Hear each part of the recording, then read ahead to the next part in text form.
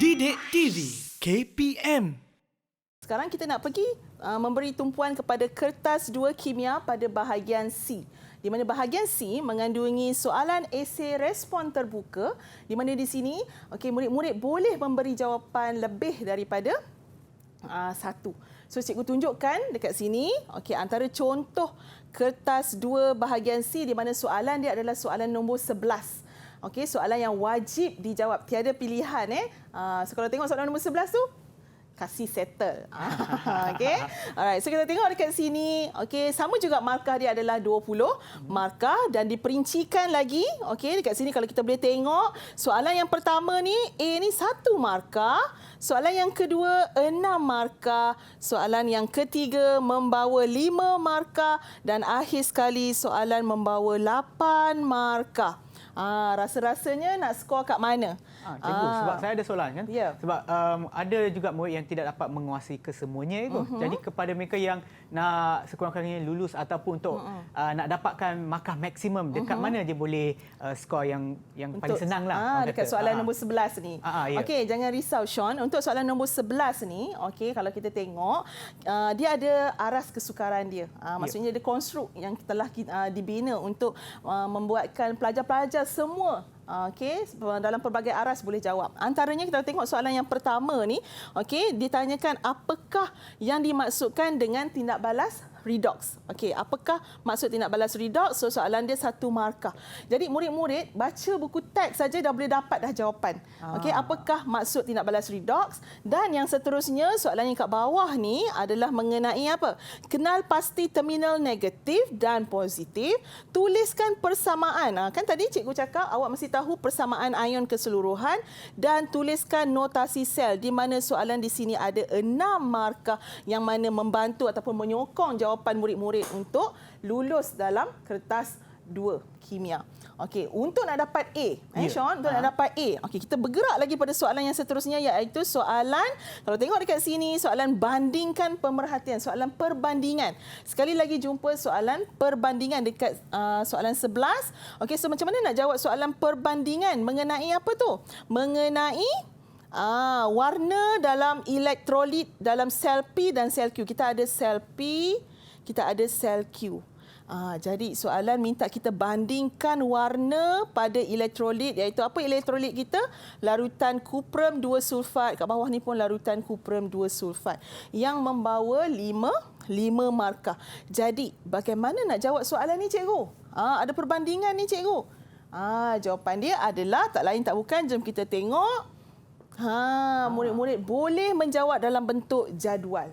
Dalam bentuk jadual di mana pemerhatian dia dekat sini. Murid-murid tulis dulu apakah pemerhatian di mana nombor 1 warna biru larutan kuprum 2 sulfat menjadi tidak berwarna. Sebelum tu ini adalah soalan cikgu ambil daripada soalan SBP percubaan untuk tahun 2021. Murid-murid boleh tengok dan boleh tengok jawapan dan bincangkan. Jadi untuk sel Q warna biru larutan kuprum 2 sulfat tidak berubah. Kat sini dia minta pemerhatian. Kalau pemerhatian, ingat murid-murid, bagi apa yang awak nampak. Selain daripada apa yang awak nampak, apa yang awak dengar, apa yang awak sentuh, awak rasa kan, awak bau. Tapi kat sini melibatkan penglihatan. Maksudnya warna tu, warna biru, warna sebelum dan warna selepas. Warna biru menjadi tidak berwarna pada sel P, manakala sel Q warna biru kekal tidak berubah ataupun kita boleh sebut keamatan warna. Seterusnya bila dah sebut tentang warna, kita nak huraikan pula kenapa? Mengapa? So jawapan dekat sini kalau tengok 1 markah diberi untuk pemerhatian, untuk penerangan. Penerangan di kenapa warna biru itu berubah dan tidak berubah. Melibatkan kepekatan ion kuprum 2. Melibatkan kepekatan ion kuprum 2 di mana pada sel P ni kepekatan ion kuprum 2 tu telah berkurangan. Manakala dekat sel Q kepekatan ion kuprum tadi tu kuprum 2 tidak berubah.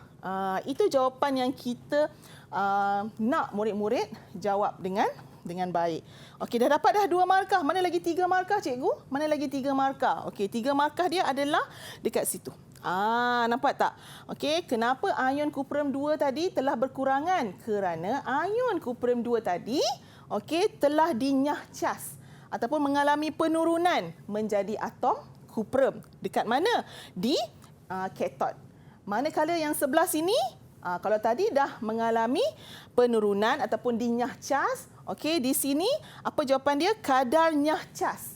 Okey, kadar nyah cas ion kuprum 2 kepada atom kuprum, okey, di katod adalah sama dengan poin yang terakhir, iaitu kadar atom kuprum mengion kepada ion kuprum 2 Cu2 plus Da0 adalah sama. Jadinya sebab itulah warna biru larutan kuprum 2 tadi tu tidak berubah. Okey, tidak berubah sebab adanya ion kuprum 2 tu tadi. Okey, boleh? So murid-murid dah dapat 5 markah dekat soalan perbandingan untuk bahagian soalan sembur 11. Okey, nak tengok lagi. Okey, kita nak tengok lagi. Okey, soalan seterusnya adalah soalan yang membawa 8 markah. Okey, di mana soalan berbentuk eksperimen Sean. Ya, cikgu. Okey, soalan eksperimen. So kita tengok okey dekat sini. Okey, diberi pilihan kalau tengok pada soalan, cikgu revise balik. Okey, tengok pada soalan Okey, kalau tengok dekat soalan ini ada 8 markah. Okey, ada 8 markah. Dengan menggunakan pengetahuan kimia anda, lukis. Arahan dia suruh kita lukis susunan radas sel kimia yang diberikan dengan menyalakan mentol LED. So bahan, jadi bahan semua dah diberi dalam paparan ni. Murid-murid dah diberi.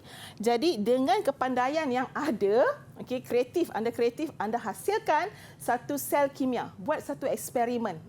Dengan kreativiti yang anda ada, buat satu sel kimia, okey, dengan mengikut arahan. Lukis dulu, and then soalan minta apa? Kita kemudian tentukan nilai bacaan voltan, okey, huraikan secara ringkas. Nampak tu ada banyak. Jadi kat sini cikgu nak tunjukkan terus tanpa buang masa, okey.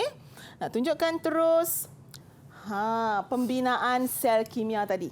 Di mana arahan dia minta lukis. Okey, so kita lukis dulu. Kalau lukisan tadi cikgu cakap awak boleh dapat berapa markah? Boleh dapat 2 markah. Okey, good Sean. Okey, jadinya kat situ dah dapat 2 markah lukisan. Lepas tu arahan soalan minta kita huraikan pembinaan sel kimia tu tadi. Prosedur dia bagaimana? Jadinya awak kena gosok kepingan magnesium, pilih awak guna magnesium Okey. Dan wayar kuprum dengan kertas pasir sehingga bersih. So awak gosok tu adalah you punya murid-murid punya action ataupun perbuatan. Okey, apa bahan dia? Guna magnesium. Okey, menggunakan apa nak gosok tu? Guna kertas pasir sehingga bersih. Kemudian sambungkan kepingan magnesium dan wayar kuprum kepada mentol LED tadi tu. Yang diberi, guna apa yang diberi dalam soalan. Kemudian cucuk kepingan magnesium dan wayar kuprum pada tomato, pada buah tomato tu tadi. Okey, kerana buah tomato tu adalah merupakan elektrolit. Alright. So seterusnya murid-murid boleh huraikan apa yang berlaku pada magnesium, apa yang berlaku kepada ion hidrogen. Okey, ion hidrogen datang daripada mana? Daripada elektrolit yang berada dalam tomato. Dan akhir sekali soalan minta murid-murid tuliskan ataupun kirakan nilai voltan inut sel tu tadi. So jangan lupa dalam pengiraan mesti ada unit, iaitu nilai volt. Ini soalan yang membawa 8 markah Sean. Ya, cikgu. So 2 markah untuk lukisan, lagi 1, 2, 3 markah untuk prosedur, okey, 2 markah lagi untuk penerangan dan 1 markah untuk kiraan nilai voltan. Macam mana murid-murid di luar sana? Boleh tak nak skor untuk soalan eksperimen? Okey, kalau tak puas lagi cikgu nak tengok lagi soalan eksperimen, sekejap cikgu tunjukkan. Ada lagi. Ada lagi ni, nampak soalan berkaitan dengan topik apa? Sebatian karbon. Sebatian karbon di mana? Okey, cikgu nak terus fokus pada soalan eksperimen iaitu 8 markah. Selalunya memang diberi 8 markah. Okey, dia kata apa kat situ? Dengan menamakan sebatian P, Q dan R. Huraikan secara ringkas bagaimana anda menyediakan sebatian R dalam makmal.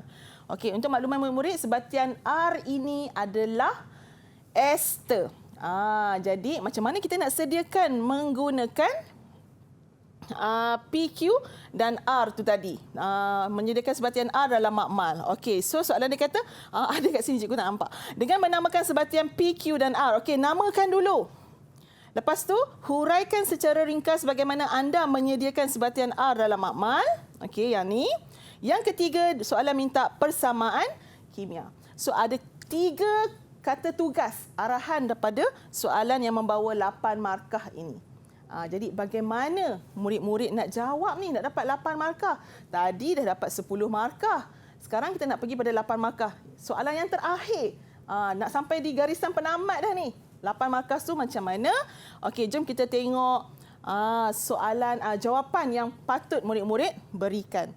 Okey, untuk bahagian penamaan untuk P dan Q tadi soalan minta kita namakan, betul? Dengan menamakan.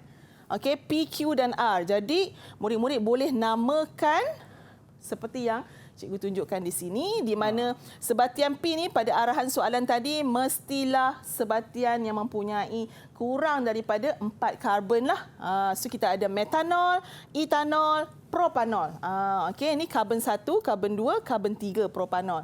Manakala asid Q tu pula adalah sejenis asid karboksilik. Soalan kata mesti kurang daripada 3 karbon. So ada berapa? So kita ada asid metanoik dan asid etanoik. Yang mana asid etanoik ni ada 2 karbon. Jadi bila nak hasilkan R iaitu ester, murid-murid boleh pilih lah. Okey, sebagai contoh, katakanlah cikgu nak metanol. Okey, metanol cikgu nak gabungkan dengan asid metanoik. Jadinya apakah nama ester yang cikgu dapat hasilkan iaitu metil metanoat untuk ester cikgu. Jadi bergantung. Kan cikgu cakap tadi ada banyak pilihan jawapan. Jadi murid-murid boleh pilih nak bagi jawapan yang mana satu. Kalau macam cikgu bagi macam ni tadi itulah. Jadi apa nama ester cikgu? Metil metanoat. Jadi bila dah bagi nama, soalan kata buat eksperimen. Okey, ini eksperimen dia. Ringkas sahaja. Tuangkan. Okey, tuangkan 2 cm padu ke dalam satu tabung didih. Okey, bila murid-murid guna tabung didih? Tabung didih janganlah pergi tuang banyak. Okey, sebab tabung didih ni ukuran dia bukannya banyak pun. Alright, so kalau letak 2 cm padu pun dah memadai ataupun 5 cm padu. And then tuangkan 2 cm padu bahan Q ni pula. Tadi bahan P, sekarang bahan Q. Ke mana? Ke dalam tabung didih yang sama. Kemudian tambahkan beberapa titis asid sulfurik pekat. Jadi kalau murid-murid guna larutan yang mempunyai asid sulfurik ataupun larutan yang pekat, mestilah kendalikannya dengan baik, Sean. Mesti titis demi titis. Kat mana nak titis? Dekat dinding tabung didih pun boleh. Okey? Mesti guna kata kunci macam tu. Alright, seterusnya goncangkan dan panaskan dengan perlahan tabung didih tersebut. Itu adalah prosedur yang sepatutnya murid-murid boleh dapat. So kat sini dah dapat berapa markah dah? Dah dapat 7 markah dan akhir sekali soalan tadi minta apa? Jangan lupa, dah seronok dah buat prosedur ni, lupa arahan yang ketiga iaitu persamaan kimia, iaitu dapat 1 lagi markah untuk hasilkan ester tu tadi. Okey, sekarang kita dah dapat dah 8 markah. So, kita dah dapat perfect score. Okey, ingat cikgu cakap tadi, untuk nak dapat kertas 2, paling minimum kena dapat 65 markah per 100 untuk nak dapat A. So, dekat sini cikgu nak kongsikan ciri-ciri jawapan yang baik. So, adakah anda mempunyai ciri-ciri tersebut? Yang pertama, mengikut kehendak soalan. Soalan nak apa? Soalan nak awak tuliskan persamaan kimia macam cikgu cakap tadi kan. So yang kedua, B, guna istilah yang betul. Contohnya nombor proton. Okey, jangan bagi cikgu bilangan proton. Nombor nukleon, bagi bilangan nukleon tak ada. Kita ada nombor nukleon. So guna istilah yang betul. Okey, yang ketiga, formula kimia mesti tepat. Untuk nak dapat A, formula mesti tepat dan mesti pandai seimbangkan persamaan.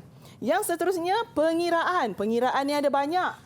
Okey, kita ada MRS, kita ada pengiraan nilai pH, pengiraan nombor proton, kita ada banyak. Okey, jadi jangan lupa mesti ada unit.